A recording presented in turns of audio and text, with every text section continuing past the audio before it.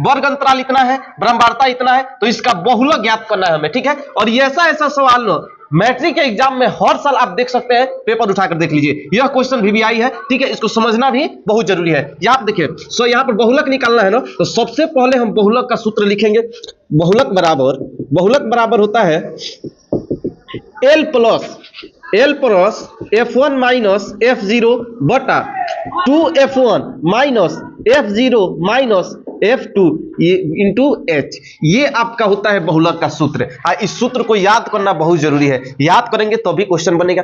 सबसे पहले हम समझेंगे कि L और H का मान कहां से निकालें। तो सबसे पहले यहां पर देखिए कि सबसे अधिक कौन है जी, तो सबसे अधिक 8 है। क्या है जी, 8 है। तो 8 आपका हो जाएगा F1। क्या हो जाएगा जी, F1।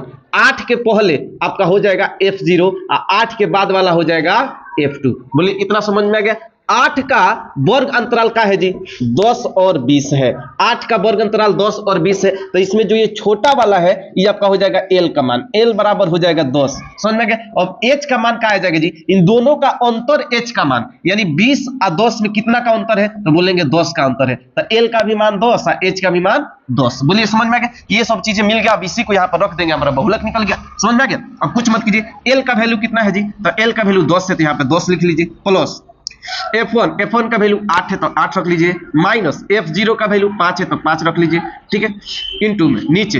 अब 2 का 2 रखिए, F1 का मान 8 रखिए तो गुणे 8 रख लीजिए, ठीक है, माइनस का माइनस लिख दीजिए। F0 का मान 5 है तो 5 लिख लीजिए, ठीक है, माइनस F2 का मान 6 है तो 6 लिख लीजिए। बोलिए समझ में गया। इनटू H का वैल्यू कितना है जी, तो H का वैल्यू यहाँ पर आया है 10, यहाँ पर 10 लिख लेंगे। समझ में गया। अब कुछ मत कीजिए, 10 का 10 प्लस 8 में से 5 गया 3 बटा 16, 8 दूना 16 हो जाएगा जी।